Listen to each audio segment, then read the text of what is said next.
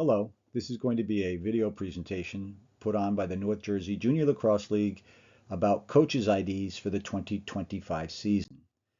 This presentation is designed for both North Jersey Junior Lacrosse League coaches and Garden State Lacrosse Official Association referees. So before we get started, there's some documents everybody needs to be aware of. The rule books are the National Federation of High School Sports Boys Lacrosse Rule Book. We also have the USA Lacrosse Boys Youth Rules and the NJJLL playing rules. The documents listed here can all be found on the league website at njlacrosse.com. So when we talk about coaches' IDs for the 2025 season, we're talking about digital IDs that have been around now for a couple of seasons. So all coaches, third grade and up, on the sideline need to have in their possession the digital ID issued by the NJJLL. And there's really another way to phrase that, and that's any non-player on the sideline needs a digital ID. There are a couple exceptions which we will talk about. And only the digital ID presented live on the phone app will be allowed. There's no paperwork, no photocopies, no screenshots, nothing else that's going to be accepted that's going to allow a coach to be on the sideline. And each team is allowed a maximum of 4 coaches.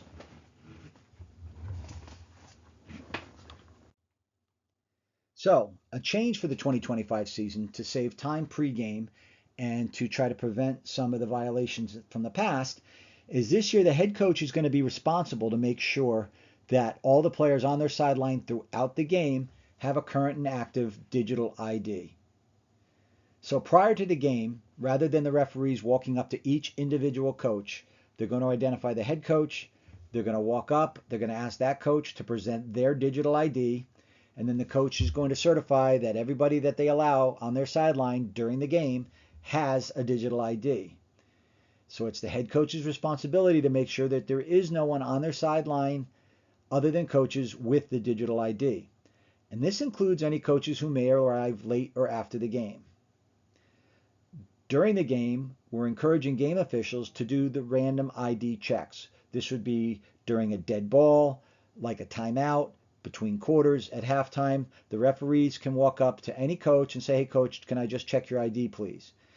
If they're going to do it that way, they should be checking a coach from each team at the same time.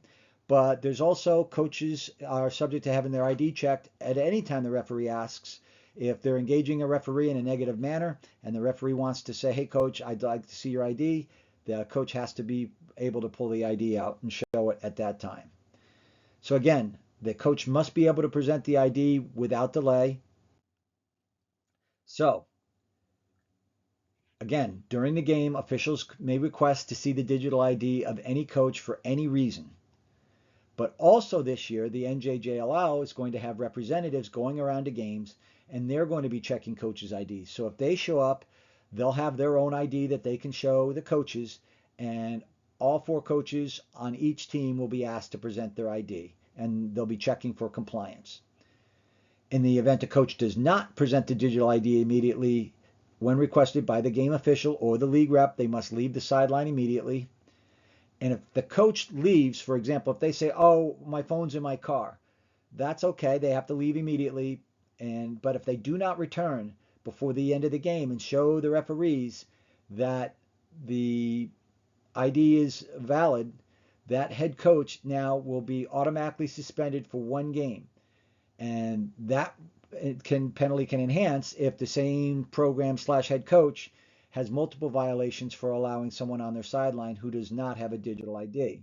So again, if a head coach allows a non-player on their sideline at any time during the game, the person without the ID must leave immediately, and the head coach will be suspended for the next game on their schedule by the league. So the exceptions are the home team timekeeper. That person cannot also be a coach. They can, unless they have a digital ID. But if they are a timekeeper without a digital ID, they must stay in the box area. Means during a timeout between quarters, they're not allowed to leave the box timing area and go huddle with the teams. The other exception would be if a program does have an EMT or a certified trainer on the sideline. If that is the case, then the coach needs to point that out ahead of time to the officials that they have an EMT trainer on the sideline. And then obviously that EMT trainer should not be engaging with the players or the officials on the field other to the extent of treating an injured player as needed.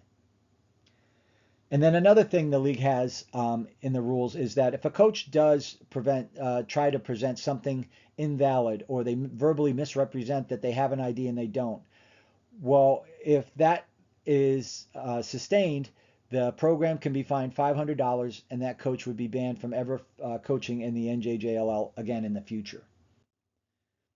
So another exception is if a team only has one coach with a digital ID.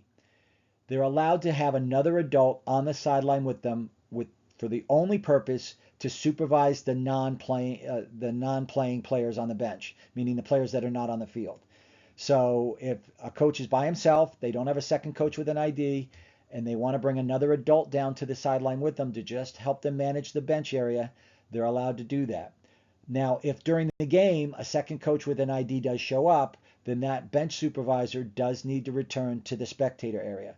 But this is to allow proper supervision for the players while the game is going on. And then another thing that's important to understand is if a program is playing a team from out of our area, out of state, out of area, just a team that is not in the North Jersey Junior Lacrosse League, those teams' coaches do not need to have our digital IDs. Obviously, they will not have our digital IDs, but they do need to play by all of our rules. For example, if they have more than 4 coaches, only 4 can coach. Some states allow long poles in 4th grade. We don't. So all of our rules apply if the game's being played in our area.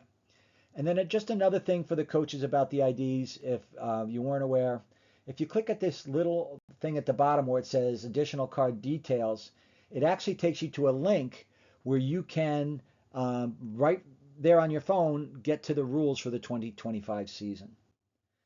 So we hope this video helped clear up some of the confusion. If anybody does have a question, you can always email it to randy@njlacrosse.com. If not, to get all the information you need about the 2025 season, you can go to njlacrosse.com/2025. And we have more videos like this available on our YouTube channel. Have a great day.